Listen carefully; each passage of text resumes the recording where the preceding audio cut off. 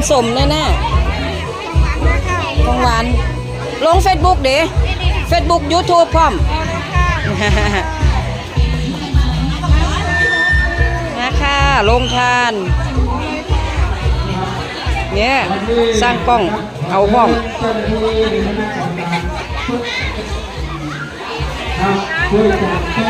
น่ากินแองบวชฟักทองเหรอขนมหวานพี่น้องขนมหวานขอลง YouTube เนี่ยเด้อลง Facebook ตำบักหุ่งพี่น้องตำบักหุ่งผัดมีข้าวผัดพร้อมลงของลงทาน